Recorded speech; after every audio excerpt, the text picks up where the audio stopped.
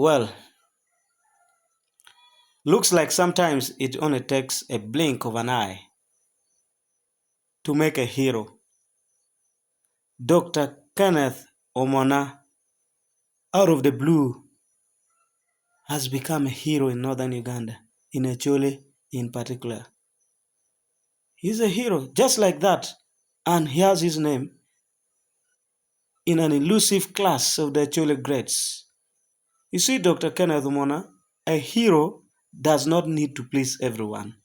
A hero dies, sacrifices for the very people that he serves.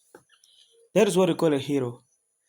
And the fact that you're a minister for northern Uganda and that you have prioritized one of the biggest problems that northern Uganda is facing, automatically you become a hero in northern Uganda.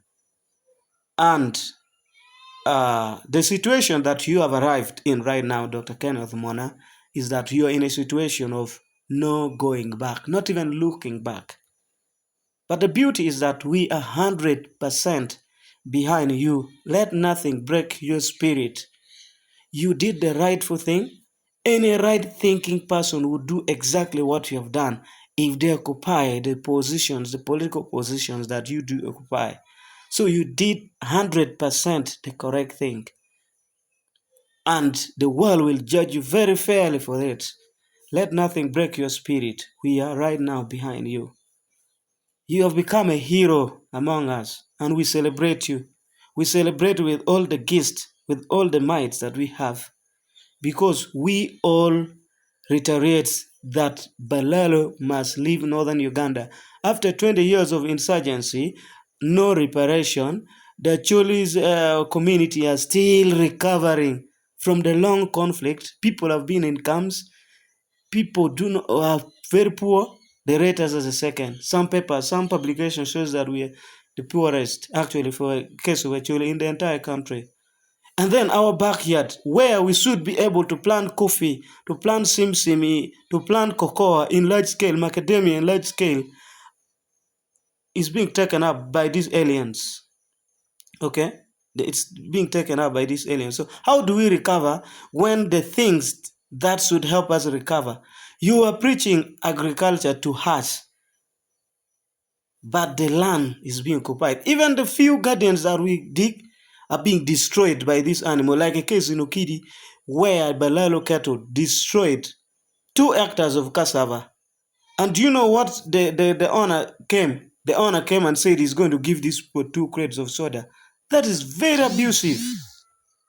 In fact, the next time, if these people don't leave, we'll start cutting their animals down, because your animals destroy 2 acres of cassava, and the only compensation you talk about is 2 crates of soda. Who has not taken soda in their lives? Somebody has 2 gardens of 2 acres of cassava, can't buy 2 crates of soda. That is abuse. So you did the rightful thing, and we are behind you. Right now, when I follow Dr. Omona on Twitter, the other time I saw, he just posted only 1 laughing emoji like this, and there were 1,000 crybabies. Thousands of crybabies now commenting, oh, tribalism, hey. How many tribes are in northern Uganda? Why is everybody obsessed with Acholi? There are very many tribes in northern Uganda.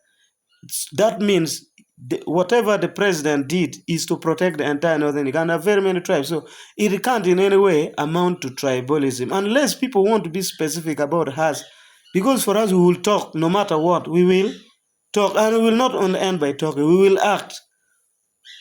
So crybabies are there. Hey. But this guy just posted only 1. So right now, when Omona coughs, Balaalo catches cold. That is what we want. Look no behind. Keep going ahead, and we are behind you. We are all saying in one voice, Balaalo must leave. Balaalo must go. So that is what we are saying right now.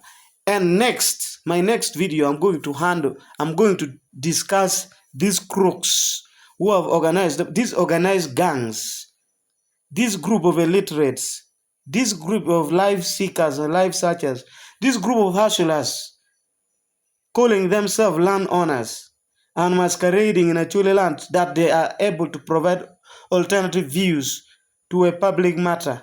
These people must be brought to books before they get out of hand. These brokers, these are stupid people that were collected from the streets. They were masquerading in the villages as land brokers. Huh?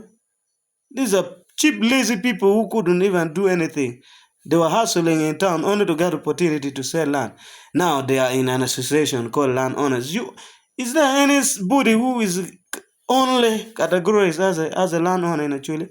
Everybody has a land in Acholi. In fact, Acholi as a whole is a landowner. If that association is not for every Acholi, then it must only serve some small interest. In fact, even the name itself is misleading. There is a false pretense.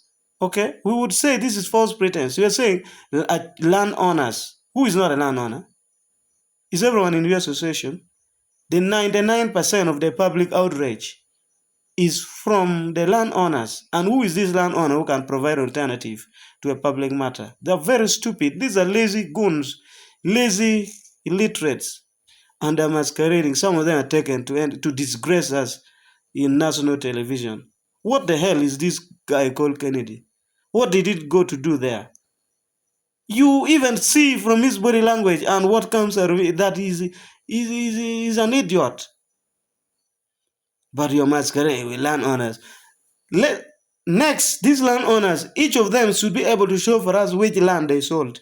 Because you can be a landowner in Kulutan when the land we are talking about as Balaalo is taking over is in the villages. Okay?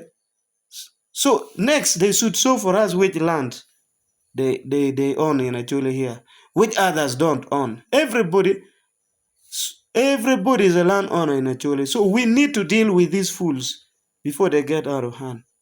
But as for now, I'm celebrating my guy. Yes, Dr. Kenneth Omona, you are one now in very many. From nowhere, you have become a hero. We are behind you. Don't lose focus.